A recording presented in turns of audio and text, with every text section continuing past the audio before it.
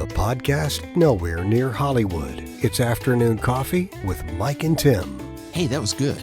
What I was thinking was maybe welcome to the Afternoon Coffee Podcast with Mike and Tim. Nice try, boys, but this is how it should sound. This is the Afternoon Coffee Podcast with Mike and Tim. All right, we're back, and here is part 2 of our interview with Steve Snyder, author of the book Shot Down. You know, I was thinking about the name of the plane. Now, that was named after your sister.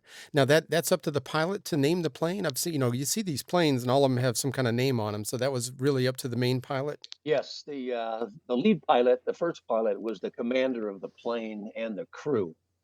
Of my dad's crew, my dad and 2 of the other officers were married, but my dad was the only one that had a child. And so the first pilot kind of had the final say on what the plane would be named, but usually the crew talked it over and they jointly agreed. It's interesting that the Air Force, during World War II, the Air Force was the only entity that allowed their planes to be painted. The Navy didn't, the Marines didn't, nor did other countries. But the Air Force thought it would help the morale of these young guys if they could name and paint their planes. And they were very creative in what they named and painted their planes. Many times it was a cartoon character, but more often than not, it was a scantily clad or nude woman. That sounds good. After all, these guys were in their late teens and early 20s, and Sure. they were virile young men, and they knew what they were fighting for. Well, it was like the German officer they ran across in France there. It's like, thank God for raging hormones, and he was more interested in the girl than you, or your dad. Well, certainly an interesting story, interesting plane too. The cost of that plane back in 1945 said it was $238,000 in some change, but by today's standards, that would be $2.7 million. This plane was a masterpiece of its day. Oh yeah, it was state of the art. But actually, it was at the time it was, considered a huge plane. But if you actually go through one of those planes today, it's amazing how cramped and how small they are. It was more cramped than a B-17 than in a submarine. Oh wow! Yeah, you have to crawl through the thing. I've been up in a B-17 twice. It's a thrill of a lifetime just to get a little Oh, I taste of bet. what it felt like to be in one of those planes flying. Yeah, they say here there are about 40 left and 9 that are airworthy. Texas Raiders, Sentimental Journey, and Aluminum Overcast, to name just 3 of them that are still airworthy. Yeah, I go to air shows all around the United States. Well, not this year. No, not this year. Signing copies of my book. So I've seen Tremendous. all those ones that are flying. The Collins Foundation that they had the 909, which tragically crashed in Connecticut last year. 7 people were killed. But there's just a few of them that are flying. There's a handful of others that are trying to be restored to flying condition. It's a lot of work to do. I'd say. Did you ever get to talk to any of the locals where the plane actually went down? Did you get a chance to talk to? I was just thinking off the top of my head, when you were talking about the size of the plane, any pieces of the fuselage that might have been found at that time or whatever that people have kept. Is there anything like that in that area? Well, that's a very good question. Very good question. I've been to Belgium 6 times. My first trip to Belgium was in 1994. My wife and I and my sister Nancy accompanied my parents to the 50th anniversary of the liberation of Belgium and my dad's plane being shot down.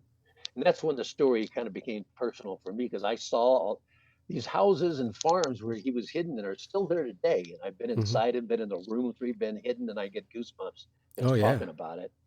But I was fortunate enough to meet Nellie Tilcan, the wife of Paul Tilcan, that Belgium customs officer. So I was fortunate enough to meet her. After the war, the really the only thing that was salvaged from the plane, they made baby clothes and wedding dresses out of the silk from the parachutes. Oh And yeah. then they made little crosses out of the plexiglass, the plane of the cockpit that they sent back. My wife has one, and my sister has one, but they sent them to relatives of the crew. But none of the plane, the Germans, they were hurting for raw materials back Sure. then, so they salvaged any material they could get. It was I I was over in Belgium for the 75th anniversary this last fall, and this one Belgium military collector, actually Paul Delahaye's son, Jacques Delahaye, told me that he knew a guy that had a piece of my dad's plane, and I was like, "What?" And so the next day, this guy came over and he took us to his house where he has all this memorabilia, helmets and guns and things. And he had these pieces of the plane, which he said was my dad's plane. But I investigated, and I don't think it is. I think it's actually a piece of a British bomber, not a B-17. So I really got excited, thinking that Yeah. might have been a piece of my dad's plane, but I don't believe that it is. That one German plane, Siegfried Merrick's plane, that crashed there in southern Belgium. They did dig that up, and there's a little museum in Monceau-en-Bréchez, a little tiny village there in the area, where they have a bunch of memorabilia. My dad's donated uniforms and things to that, but there's lots of pieces from Siegfried Merrick's Focke-Wulf that's in that little museum. Okay. Now, when you talked to the pilot that shot down your dad's plane, now he must have had quite a story of how he got back to civilization or his version of civilization at the time. What did he talk to you about any of that? Again, he was, just like those U.S. airmen. He was just a young guy, 20 Mm. years old, and he was actually shot down 3 times Oh, wow. during the war. And the Germans didn't pilots. There was no mission limit. They just kept flying and flying and flying until they killed or injured so bad they couldn't fly anymore. And most of Han's friends were all killed during the war. Mm. At the beginning of the war, the Eighth Air Force didn't have mission limits either, but they quickly, the morale of these U.S. combat crews was going into the tank because they realized they would never make it back home. They'd either be killed or be shot down and become prisoners of war. So in the spring of 1943, the Eighth Air Force implemented a mission limit of 25, meaning that if airman completed 25 missions, he could go back home. At the time, in 1943, it was statistically impossible to complete 25 missions. The average number of missions flown before being shot down was only 6. Oh, my Hmm. gosh. That's how dangerous it was. But Gee. then, and as I was saying earlier, at the beginning of the war, these bomber formations did not have any fighter escorts, and it wasn't until right at the end of 1943, or really more at the beginning of 1944, where they added external fuel tanks to the P-47 Thunderbolts, and they introduced a new fighter, the P-51 Mustang. And those planes then did have the fuel capacity to escort these bombers deep into Germany and then all the way back home. And the P-51 Mustangs were really effective fighters. The beginning of 1944, they virtually wiped out the German fighters, the Luftwaffe, so that D-Day could go forward, and they had air superiority so that they could make the invasion of Normandy in June without having to worry about German fighters. Yeah, just to keep him safe going back to England, like you said, over the English Channel, that would have been that's a huge thing. Yeah, that was huge. So that really won the P-51 Mustangs really won the air war. Uh, but still, those German pilots, they had a they had a rough go, and then toward the end of the war, they ran out of fuel because of all these bombing. The U.S. would bomb their oil fields, and they really didn't have the fuel to train pilots. They needed the fuel for combat missions rather than training missions. Ah. All these Luftwaffe pilots near the end of the war were very inexperienced, very green, and by that time, the U.S. pilots had a lot of experience, and so they Sure. were just fodder for these U.S. Yeah, it's like pilots. shooting fish in a barrel. Yeah. Exactly. But Yeah. Hans, after he bailed out, Belgium was occupied by the Germans. So, they picked him up and took him to a train station and sent him back to his base to continue flying. But he had quite a story as well. At the end of the war, all the German soldiers or airmen, what have you, they were all sent back to where they were born. And Hans was born in Dresden, Germany, which was in East Germany, which was occupied, controlled by the Russians after the war. Oh, yeah, yeah, yeah. And one day, a friend of his, a doctor, came to him and said he heard that that night the Russians were going to come for Hans and arrest him and send him to Siberia, where he would have died.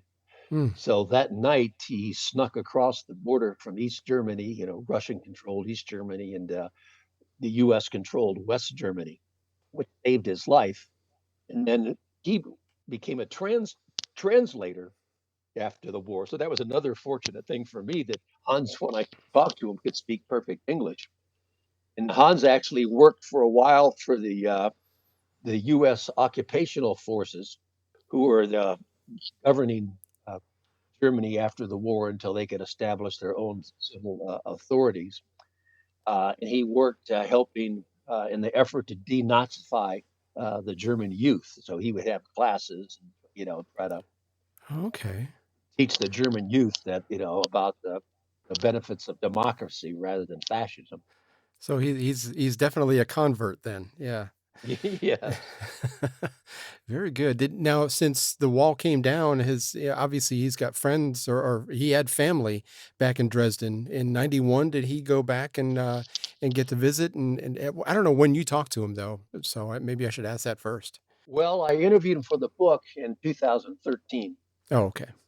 And then I visited him in person in 2016 and then again in 2019 at his apartment in Munich. And this last time went to the Hofbrauhaus and full Augustiner beers and some Wiener Schnitzel. Sounds like fun. Yeah, yeah. Now, back then, it was the Army Air Corps, and the Air Force wasn't really its own entity until 1947. Did that kind of make a hindrance for you to find out any kind of information from the government, or was that all kind of together? Well, all the military, everything really had been declassified. By then, Okay. enough years had passed by that they declassified all these mission reports, bomb group mission reports, and missing aircrew reports, and squadron diaries, and war crimes reports, and things like that. So I did have access to all that, which was really beneficial and helped me in writing the book to fill in different little spaces. So Yeah. that helped a great deal. It was really, you know, the the book itself is kind of two books in one. One's the story of my dad and his crew and all those Belgium helpers, which is all based on firsthand testimony, either crew members, members of the Belgium underground, or military documents. And then what I added was just a great deal, actually, of historical information and anecdotes about and surrounding the war to put all the story in context and give it background. So it's kind of like the story of my dad and his crew reads like a novel, even though it's all true. And then what I added was just kind of like history. So it's kind of like a history book and a novel rolled into one, although it's all nonfiction based on true events. Hmm. The Well, first half of the book kind of go ahead. builds up to the day that the plane was shot down. And then the second half of the book is all about what happened afterwards. And in addition to all those 200 pictures that are in the book, there's lots of excerpts from letters written by my dad, members of the crew, members of family members that really make it personal because you really get their feelings at the time. So your dad kept Riveting. in touch with all these guys as time went on. Yeah, of the people that he stayed with for lengthy periods of time, he corresponded with after the war. They'd exchange Christmas cards, and then like most World War II veterans, my dad didn't talk a lot about the war. Mm, Um, but in 1989, Paul Delahaye had formed this organization called the Belgium American Foundation, honor and remember these U.S. airmen that came to free his country from Nazi occupation, and they erected a memorial to my dad and his crew. And my dad and the three other members that were living at the time went over with their wives for the dedication. And there, my dad was reunited with all his Belgium helpers. Saw all those places where he was hidden, mm. uh, and that brought it all back. And that's when he really started talking about it a lot. And then 5 years later, I made my first move over in 1994. I'm so Mm. blessed and so fortunate to know so much about my dad's war history. Like you mentioned a minute ago, Mike. Most people know very little about their veteran, whether it's their father, their uncle, their grandfather, what have you, because they didn't talk about it. And when you're young, as you mentioned, you're doing your own thing, and you're not Exactly. interested in that until you get older, and then many times it's too late. Yeah. I'm looking at the pictures on stevesnyderauthor.com and just the pictures of the crew. I mean, these are just young guys. Probably would be, a sophomore or a junior in college, and they're over there fighting this global war. It's just neat to see the pictures. I look at the pictures of my dad. I've got a couple of pictures of my dad in my studio from World War II, and yeah, you look at them, it's like, they were as ill prepared for life as we were at 20 years old or 22 years old. And it's like they were thrown into this big, overwhelming thing. It's just, the toughness of these guys. I'm always blown away whenever I stop and really think about the kind of situation they were in. Oh, absolutely. The officers tended to be early 20s. And then the gunners, though, they were all in their teens. They're like 18, 19 years old, just out Mm, of high school. yeah, And back then, a lot of people don't think about this, but the world, well, in the US was a much different place. Today, most people live in cities, yeah, but back then, everyone lived out in the country. It was very rural. A lot of these young guys had never even been out of their county, sure. and all of a sudden they're halfway around the world, fighting a war. They'd never been away from their parents, their mother Yeah, before. And here they were on their own. They could drink, they could, smoke, they could chase women. It was quite an experience for these young guys. sure. And it was Mm, very provincial back then. You mm, people just kind of they only knew people like themselves. You sure. know, all of a sudden, you're mixed in. You have the Italians and Irish and all these different nationalities that you didn't associate with, and that you were just thrown together, different religions, from Oh, different parts of the country. I mean, it was really an experience for these guys. And like Hmm. I say, it was the defining moment of my dad's life. And it was a very exciting time for him, going into London. And my dad said, you know, even though he was away from my mother, and that is mentioned in the book, he would write to her and go, it was really exciting for these guys. And back then, before they really got in the thick of it, and started seeing death, you know, you're young, you're 18, 19, 20, you're invincible, nothing's going to happen to you. sure. And so they just thought it all as this huge, big adventure Mm, until, the bullets started. almost exciting up until that point. Yeah, yeah, I could Yeah. see that. Well, you touched on something, getting along with people that aren't like you. I had a little taste of that when I was in the Air Force, and it's like, I grew up in semi-rural Southwest Florida, and all of a sudden I was around people that accents I only heard on television. People from Brooklyn or people from Chicago or whatever, with just different backgrounds and different ways of looking at things and different ways of conversing. Um, yeah, you talk to somebody from northern New Jersey, and then you talk to somebody from the South, and it's the linguistics are very different.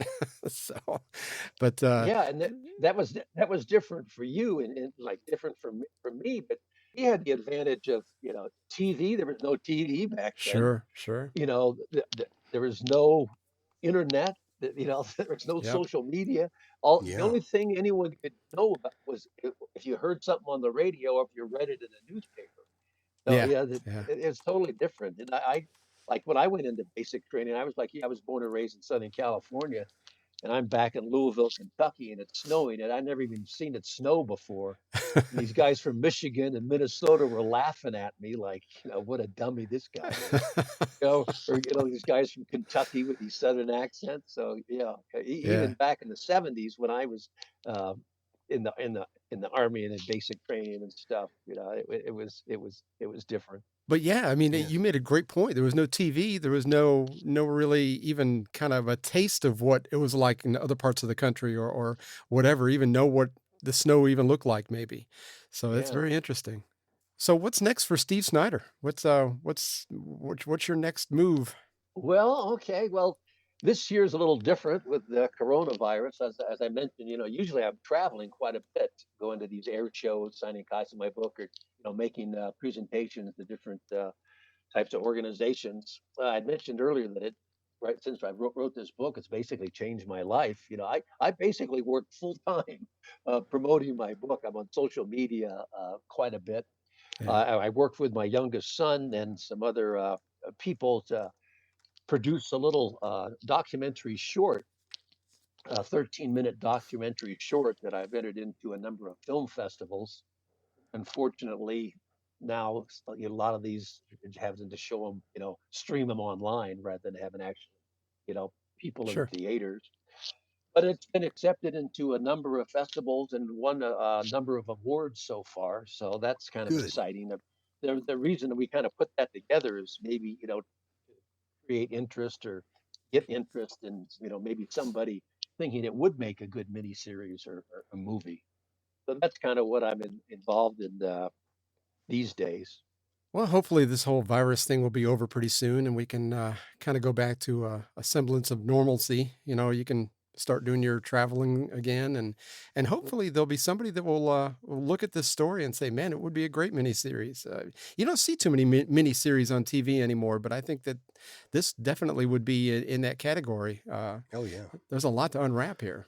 Oh yeah, yeah. It's unusual because there's not a lot written about or filmed about the resistance and the underground and what happened to these guys, who were shot down. Most of these movies or documentaries, ones that you were mentioning earlier about what Mm, happens in the sky. So it's quite different in that respect. Book or a theatrical production was going to be made about it. Actually, there supposedly there is going to be a mini series in the works about the Eighth Air Force. Steven Spielberg and Tom Hanks made Band of Brothers mm. and the Pacific. They're also working on making a 10 or 8 part miniseries, working with Disney. But that's been in the work for several years, and hopefully that will be made. But it just kind of keeps dragging on, and now with the coronavirus, that's been put on hold. So I don't know if that'll ever get made or not. Well, man, fantastic. This has been fascinating. I could talk to you for hours. Yeah. Well, this just interests me. So yeah, it's fantastic. So I'm passionate about it. My dad was in the 306 bomb group, which is in one of 40 bomb groups in the 8th Air Force, stationed at Thurlow, England, which is about 60 miles north of London. And I've been a member of the 306 Bomb Group Historical Association for a number of years. I'm on the board of directors and past president. And our mission, and really it's the mission of what I do about my book, is to remember, honor, and educate. To remember the air war over Europe, to honor the men who fought it, and to educate the public about it. Because World Hmm. War II, was 75 years ago, and it's fading in people's memory, and we can't let that happen. We have to keep the memory of these guys alive and have yeah. people realize the sacrifices that they made to ensure the freedoms that we enjoy today. Yeah, I think it's up to us and our generation to elevate this story so people do hear it and hopefully appreciate what the sacrifices that were made by previous generations. Is that bomb group still active? Are there or has that been shut down and replaced by another one? Well, it's kind of morphed. There is a 306 training group at the Air Force Academy Okay. in Colorado Springs, which is kind of, our legacy, our group. Well, the 306, most of the bomb groups are not in existence anymore or anything related to them. But I'm happy to report that the 306, though, still is in existence at the Air Force Academy. Yeah, and that's I went last year actually and made a couple PowerPoint presentations at the Academy. One to the vets, uh, again, these young guys that would have been flying in these planes, and then Yeah, also to the cadre, the officers and the non-coms, which was a lot of fun. sure. Yeah. Well, what a So, great tribute for sure to Howard Snyder. My goodness. Excellent. Yeah, to my dad, to his crew, really all the men, the Eighth Air Force, and really all the men that fought in World War II. There was no other event in history that affected more people than World War II. 60 million people died, millions more were wounded, millions more were left homeless and displaced. Mm, It changed the course of the United States and the world forever. yeah, yes. sure did. And it's all because people were willing to put on that uniform and go, when they were called on. So yeah, it's, you can't be thankful enough for those people. Yeah, and they just considered it was they had a job to do. They went over there, did their job, and they came back home and went on with their lives. They don't consider themselves heroes, or Right. they just say, well, everyone else pitched in. I just did my little part, no big deal. So Yep. as you alluded to a little while ago, in today's generation, do this. I don't know. I don't either. I just don't Yeah. either. Not the ones I know anyway. So they just don't seem to have it. Well, man, it's been so good talking to you. I appreciate you coming on with us, and hopefully we'll talk again. If there's another chapter that comes open, you get picked up by a studio or picked up by a producer that may be interested in this. We'd love to hear back from you. We really So, would. Thanks a lot. Yes. I appreciate it. Yeah, it's been Yeah. very enjoyable. Thanks for having me on. A lot of fun. No problem. Now you can go to stevesnyderauthor.com for the book, or you can go to Amazon, Barnes and Noble. Is that true? Is that all? Yep. Okay. Yep. And stevesnyderauthor.com has a lot of good information on here, videos, and it's just fascinating stuff. Great pictures. So go on there and start clicking around and see. There's a lot of labor of love gone into this, and it's well worth your time to read about the previous generations and the sacrifices they've made, so we can live the way we do. So thanks again, Steve. I appreciate you coming on. Thank you, Steve. Okay, thanks again. Guests on the Afternoon Coffee podcast stay at the Real Rest Inns and Suites, the only 2-star hotel in the tri-state area with a don't ask, don't tell policy for snakes and other exotic pets. This episode has been made possible by our awesome intro voice, Heather Foster. You can find out more about her at heatherfostervoice.com. All music has been provided and produced by Marble Planet Productions. You can hear more about them on Instagram at Marble Planet Productions. If you'd like to get in contact with us, you can either email us at afternooncoffeepodcast@gmail.com or tweet us at afternoonjava.